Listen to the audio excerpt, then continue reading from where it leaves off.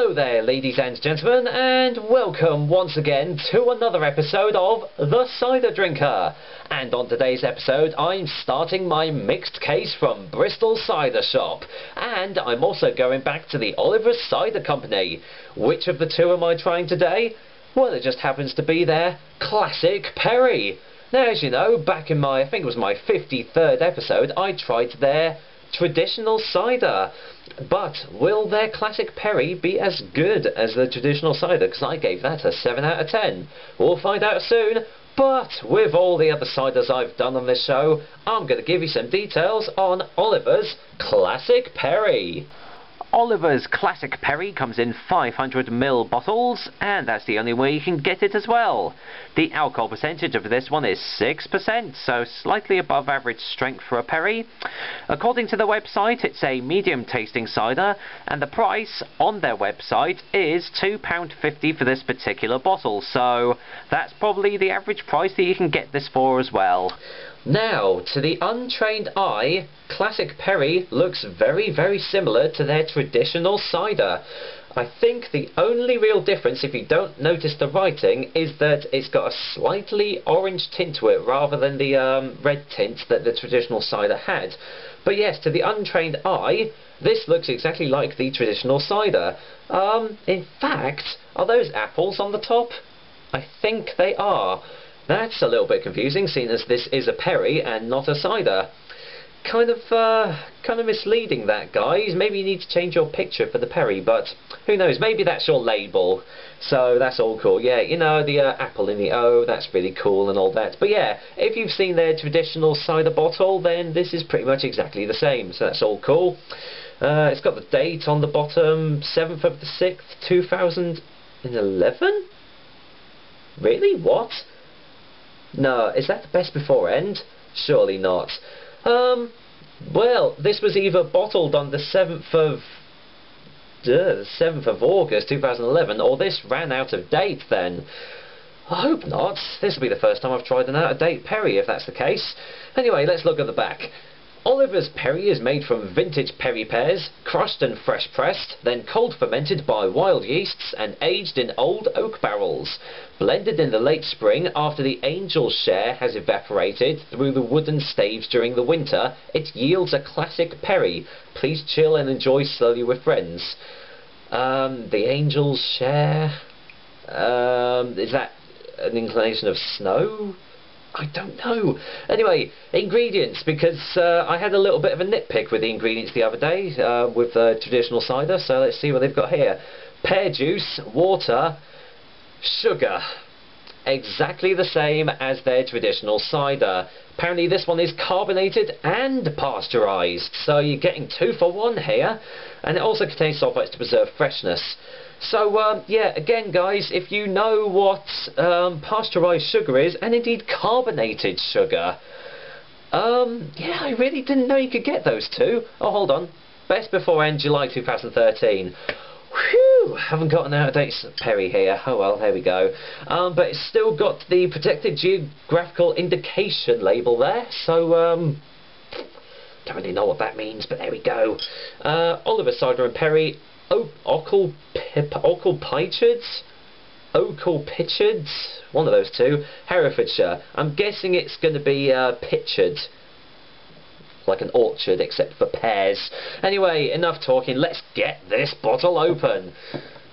I do like this new bottle opener, it's really nice. And it doesn't dent the caps. That is pretty damn cool. Right, let's go and get a little whiff. Wow, that's pretty astringent. Yeah, fairly dry nose on here. According to the website, you should be getting hints of rhubarb on this, and I guess you're kind of slightly getting a little bit of rhubarb, but all in all, it actually, strangely, smells more like a cider than it does a Perry. I wonder. Anyway, let's go and pour it out then. Don't think there is any natural sediment here, and it's slightly sparkling too, whereas their traditional cider was still. So, There we go, get it all in. Right, there we go. Now, the colour is exactly as it said on the website. Nice, lightly straw-coloured perry we've got here. As you can see, lightly sparkling as well, lightly carbonated. Loads of tiny little bubbles doing their little merry jig in there. All in all, this looks like a really nice perry. Let's get a whiff in the glass then. Well, it definitely definitely smells a lot drier than a medium tasting perry, because apparently that's what it is according to their website. But still, it smells more like a cider and not a perry. There is a slight pear undertone there now that it's been poured in the glass, but yeah, it still smells more like a cider. So, guess there's only one thing to find out, and that is to give this a taste. So, cheers, Olivers, and to all you guys out there, bottoms up.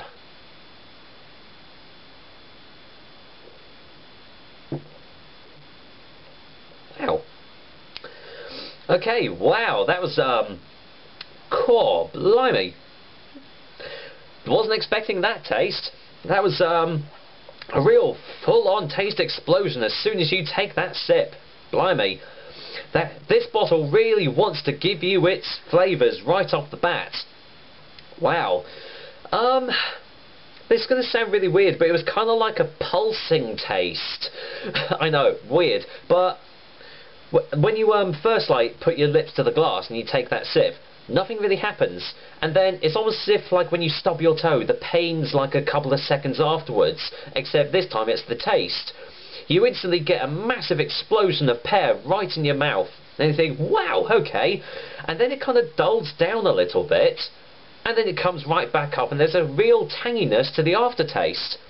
That was really interesting. I'm going to go for a second go.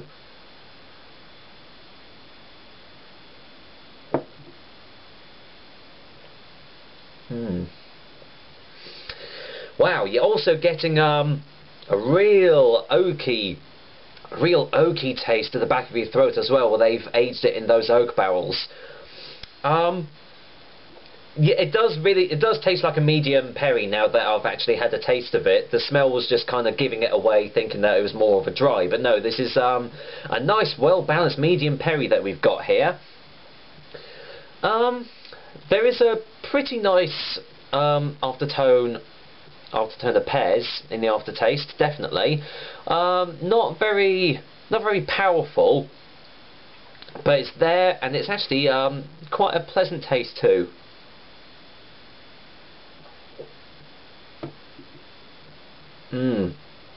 Wow, that initial taste is just so nice. The only downer that I'm finding is the fact that they have added sugar to this, although, to be honest, every other perry and pear cider that I've had has had sugar added into it, so maybe that is just part of the process of making a perry.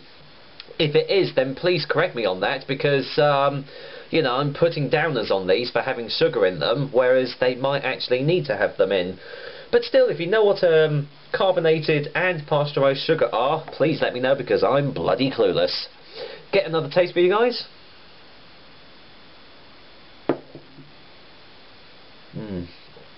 Wow. I think this is actually the first perry that I've had that has been aged in oak barrels, because usually that tends to be more towards ciders. But actually, it works really well. The oak and the pear just work together to create this amazing first taste that you get. And like I say, there's that real tanginess, at the back of your throat during the aftertaste, and it's really, really pleasant. The only thing that I am finding with this is there is a slight bit of that bit of a syrupy texture to it, which is obviously the sugar. But apart from that, this is a very well made perry.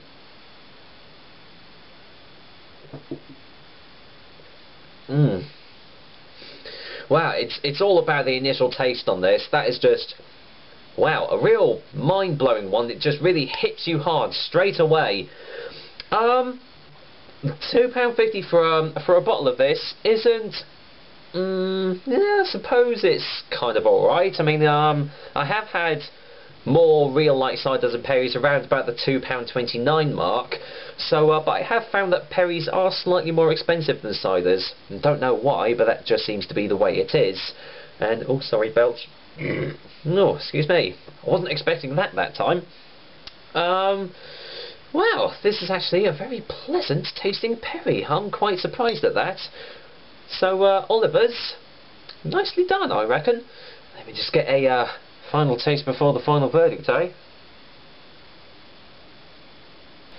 And Cameron decides to cut out right after the final taste. Anyway, the only thing that I haven't touched up upon is the strength. It's 6% in volume, but it tastes more like a 5%, you know, kind of like a middle-of-the-road sort of strength. You can definitely tell that there is a certain bit of oomph to it, but it isn't enough, you know, isn't there to actually blow your head off. Although, to be honest, 6%, you know, it is slightly above average, but again, it isn't going to be like, oh my god, I'm going to get so drunk off of this.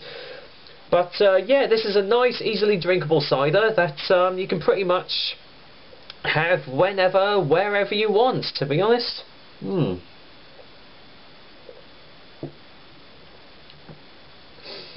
Yeah, the only downside that I can see to this perry is that you can kind of taste a little bit of the sugar that they've added in, and it has got a little bit of a syrupy texture. But to be honest, for the taste, for the taste sensations that you get out of this, I'd actually recommend going out and trying a bottle of this classic perry for sure. So, final verdict. Oliver's Classic Perry gets a 7 out of 10 from me. So Oliver's are doing a pretty damn good job at doing their ciders and perries so far. Still not quite up there with the other cider makers that I've had, but you know what? If they continue down this road, they've got some pretty damn good drinks on their hands here. Well, that was another episode of the Cider, or should I say, Perry Drinker. Hope you enjoyed it, because, well, I am. And I will be back some other time, you know this by now. I'll be back with another delicious and tasty cider, or perry, for you to try. So, until next time, I will be enjoying this nice bottle and glass of Oliver's Classic Perry. Until next time, guys, take care.